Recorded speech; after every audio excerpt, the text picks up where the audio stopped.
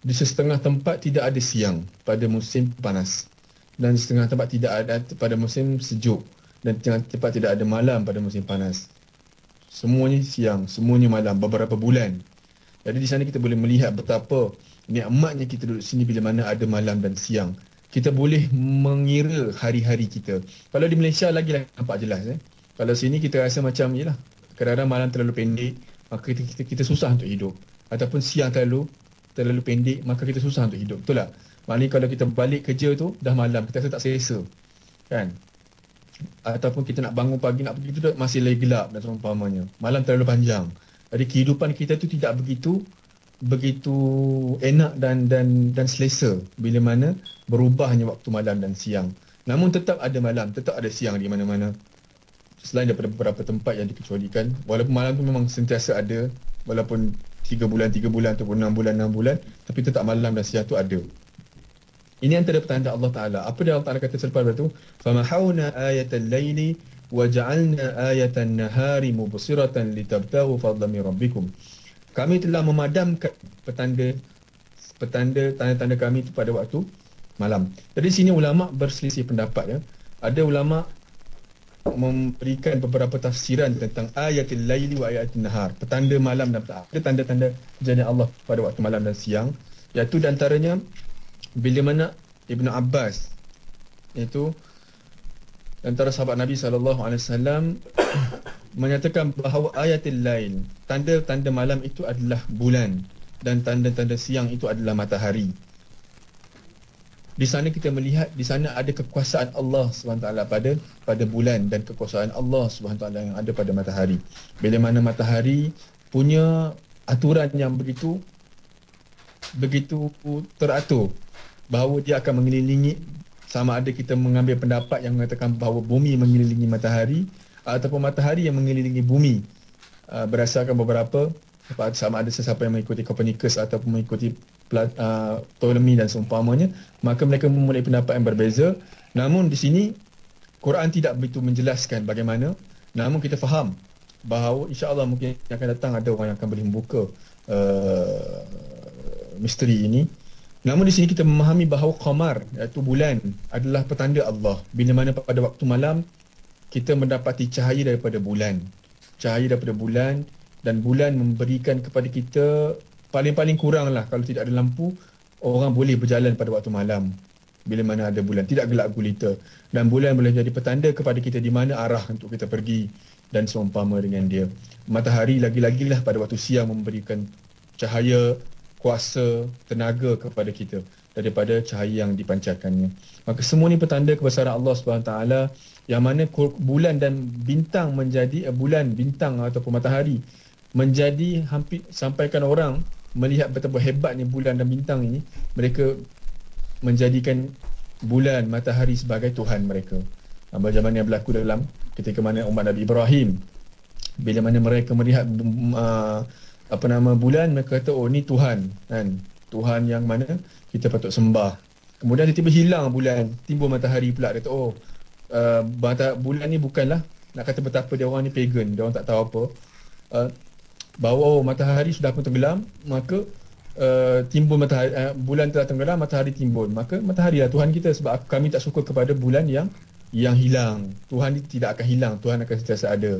Maka timbul pula matahari. Bila matahari pula kata, ni lebih besar, ni dah ada, kita mesti menyembah yang lebih besar dan ada. Bila matahari tak ada pula, barulah mereka terfikir apa pula lain untuk mereka, perkara yang boleh mereka sembah. Maka ini semua daripada mereka-mereka yang jahiliah, tidak diberikan hidayah oleh Allah SWT. Maka di antara ayat-ayat pada waktu malam ialah adanya qamar, dan pada waktu siang adanya matahari.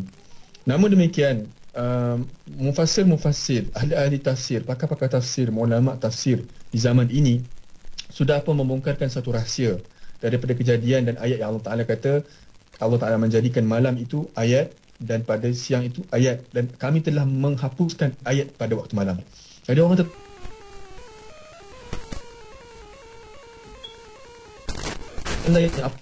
maka mereka mengatakan bahawa ayat malam itu adalah cahaya di langit pada waktu malam, dan ayat pada siang itu ialah cahaya pada waktu siang.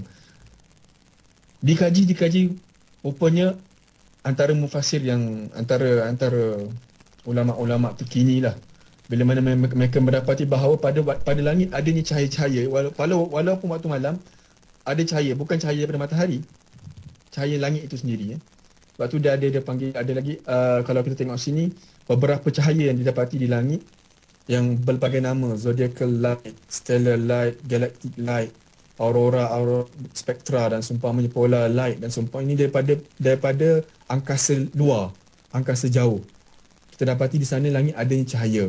Namun di bumi Allah Taala menghapuskan cahaya malam itu, sehingga kan tidak ada cahaya pada waktu malam, melainkan cahaya daripada matahari itu sendiri yang memancar ke bulan, dan bulan menjadi satelit cahaya daripada matahari ke bumi. Ini antara petanda bahawa Allah SWT memberitahu kepada Nabi Muhammad SAW 1400 tahun yang lalu bahawa sebenarnya pada malam itu ada cahaya. Namun cahaya itu dipadamkan oleh Allah Ta'ala kepada kita, yang tinggal hanyalah cahaya siang sahaja. Namun demikian, mereka yang duduk di kutub utara dan kutub selatan dapat melihat cahaya ini pada waktu malam. Maka ini antara petanda Allah Ta'ala ingin masih mengekalkan, menunjukkan bahawa sesungguhnya malam itu sebenarnya bercahaya, dan cahaya itu telah pun aku padamkan. Dia menjadi bukti bahawa di sana memang ada cahaya, tapi kita tidak dapat melihat cahaya itu pada waktu malam. Yang hanya kita dapat lihat adalah cahaya daripada bulan.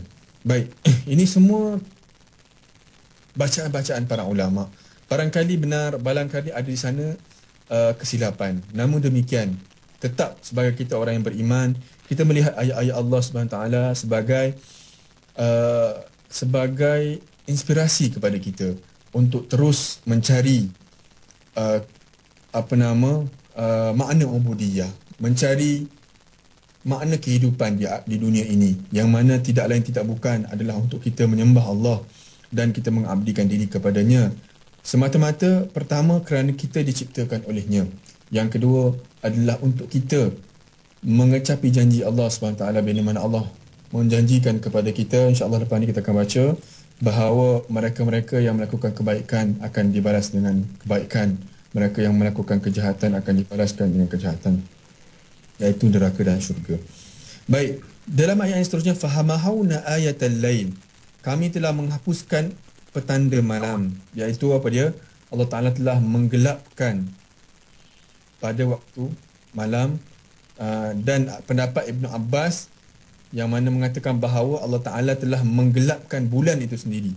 Bahawa dulunya, bagi Ibn Abbas sendiri, iaitu sahabat Nabi, mengatakan bahawa dulunya matahari, bulan ini ada cahaya seperti matahari, sama. Dia punya cahaya dia sendiri. Namun Allah Ta'ala telah padamkan, dan dia memantulkan sahaja cahaya sekarang ni daripada matahari ke bumi. Maka ini antara pendapat Ibn Abbas. Namun pendapat mufassir yang terkini, yang terbaru, antaranya Dr. Zakhrul Najjar, yang bukan mufassir namun dia adalah ulama ijaz al-ilmi fil Quran, iaitu ulama yang mencari tentang mukjizat-mukjizat di dalam Al-Quran yang boleh dibuktikan dengan ilmu semasa. Maka didapati bahawa yang dimaksudkan dengan famahawna ayatal lail, iaitu malam itu telah pun dipadamkan cahayanya sendiri. Bukan qamar, bukan yang bulan, tetapi malam itu sendiri. Kami telah menghijab kamu, menutup kamu daripada cahaya itu, dan kamu tidak akan nampak cahaya malam. Bahkan yang kamu nampak hanyalah kegelapan. Hikmah daripada apakah pengajaran, apakah amalan yang kita boleh ambil daripada ayat ini? Allah Ta'ala kata terus, Allah Ta'ala ajar terus kepada kita. Allah Ta'ala kata lepas pada itu, Allah Ta'ala kata famahawna ayat al-laili waja'alna ayatan nahari mubsirata. Kami hilangkan cahaya malam, namun kami kekalkan cahaya siang. Supaya apa? Supaya pada waktu siang kamu boleh melihat, kamu boleh bekerja, kamu boleh mencari rezeki. Lebih mudah untuk kamu berurusan dengan urusan kehidupan hari-harian. Litabtahu fadlan min rabbikum, untuk mendapat rezeki daripada Tuhan kamu, mendapat kemuliaan, kelebihan daripada Tuhan kamu. Walita'lamu, dan juga yang kedua ialah untuk kamu mengetahui adadas sinina wal hisab, iaitu bilangan tahun dan juga bilangan perkiraan siang dan malam. Di sini Allah Ta'ala memberitahu kepada kita secara cash terus, kenapa aku menghilangkan cahaya pada waktu malam dan menjadikan siang sahaja bercahaya. Cuba sahabat-sahabat semua, kita cuba gambarkanlah, kalaulah waktu siang tu tidak ada cahaya, maknanya Allah Ta'ala gelapkan terus malam dan siang, apa agaknya akan berlaku? Apa yang akan berlaku kepada kita kalaulah waktu hanya gelap saja? Dan kalau kita kadang-kadang kita tonton TV banyak, orang cuba nak menggambarkan, anak tak tahu tapi pernah kecil dulu tengok ada satu tu, dia cuba gambarkan malam tu memang beberapa lama malam gelap saja, tidak ada cahaya, matahari sudah mati. Matahari sudah hampir. Bila matahari sudah hampir mati, diganggarkan bahawa kita sudah tidak ada sos cahaya, binatang mati, tumbuhan mati dan seumpamanya. Maka tidak ada tenaga daripada matahari itu yang mana menghidupkan bumi yang kegelapan dan akan menjadi sejuk dan seumpamanya kan. Kita tahu bahawa bila mana kurangnya cahaya matahari, maka akan jadi sejuk, akan jadi beku, akan jadi dan seumpamanya. Ini semua berlaku bila mana matahari tidak ada. Maka ini semua digambarkan oleh manusia tentang gambaran kedahsyatan bila mana yalah, kalau kita gambarkan pun memang kita rasa kita tak boleh nak tidur malam lah. Kalau kita katakan bahawa esok hari, mana tahu pukul 7, pukul 8 matahari tak terbit, ataupun matahari terbit tapi tidak ada cahaya, hilang cahaya dia, macam mana? Matahari sudah mati dan seumpamanya, dikatakan sebagai bila mana matahari itu mati jadi lorong hitam dan seumpamanya. Ini semua kajian-kajian astronomi. Namun demikian kita akan dapati bahawa kehidupan kita pasti akan chaos, akan huru-hara, akan dan seumpamanya, disebabkan kerana kita sudah pun melanggar tabiat alam itu sendiri. Maka Allah Ta'ala menjadikan alam ini begitu teratur, begitu baik untuk hamba, untuk manusia hidup di dalamnya. Allah Ta'ala menjadikan siang sebagai tempat mencari rezeki, waktu mencari rezeki. Sebab apa? Dia mudah.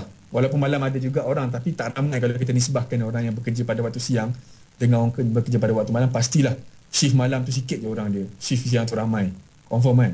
Ini menunjukkan bahawa sebenarnya malam itu bukanlah masa untuk kita bekerja, dan malam itu lebih kepada masa untuk kita berehat dan mencari ketenangan di waktu malam daripada kesibukan dan keletihan bekerja pada siang hari.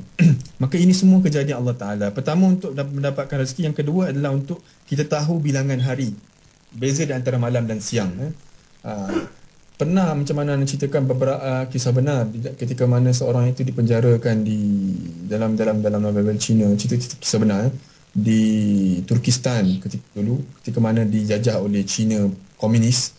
Maka mereka menawan banyak tentera-tentera dan banyak juga orang yang dituduh sebagai mereka yang lebih kepada Islamiyin dipanggil, yang mereka ini adanya fikiran Islam yang ingin menentang dasar komunis yang ada ketika itu. Maka ditangkap dan dimasukkan dalam penjara. Maka diletakkan dalam penjara, dikurungkan dalam penjara yang tidak ada cahaya langsung. Dia nak pastikan biar tak ada cahaya. Biar tak ada cahaya daripada matahari lah, cahaya lampu tu tak ada masalah. Jadi ini konsep bagaimana mereka mengazab, ingin menyeksa orang dengan supaya mereka tidak tahu bila siang, bila malam. Bila mana orang tidak tahu bila siang, bila malam, dia akan jadi gila. Ini konsep dia nak buat kepada tawanan-tawanan perang, tawanan-tawanan yang menentang komunis ketika itu.